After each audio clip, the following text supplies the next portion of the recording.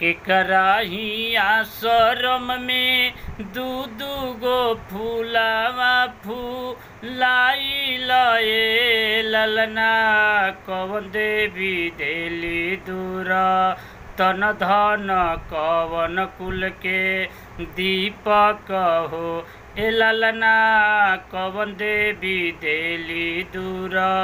तन धन कवन कुल के दीपक हो। वाल्मीकि आश्रम में दू दू गो फूलावा फूलाई लए ललना मैया सीता देली दूर तन धन रघुकुल के दीपक हो ए ललना मैया सीता देली दूर तन धन रघुकुल के दीपक हो। का नाम परल दूनो रतन के सान अपना वतन के हो ये ललना कवन चाचा भी हंसी के गोद ले ले के टकनी रे खेले हो ए ललना कवन चाचा भी हंसी के गोद ले ले के टकनी रे खेले हो। लवकुश नाम दूनो रतन के सान अपना वतन के हो ये ललना शत्रुघ्न चाचा भी हंसी के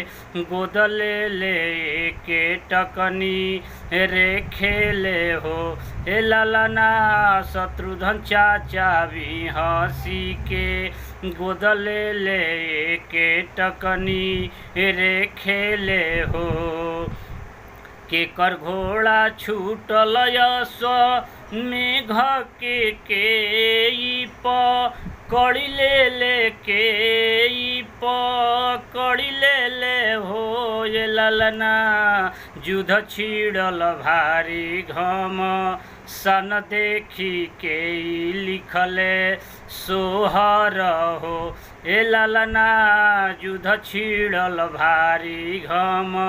सन देखी के सोहर लिखेले हो। राम जी के घोड़ा यश मेघ छूटल लव पुष्प कड़ी ले ले हो ये ललना लिखले सोशील निक सोहर गावे लेती वारी बाबा हो ए ललना लिखले सोशील निक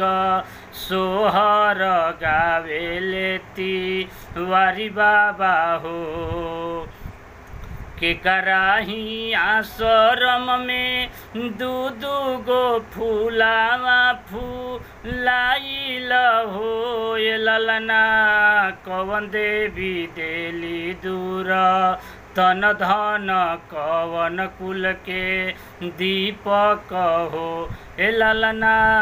कवन देवी देली दूर तन धन कवन कुल के दीपक हो ए ललना कवन देवी देली दूर तन धन कवन कुल के दीपक हो। जय हो भोजपुरिया समाज।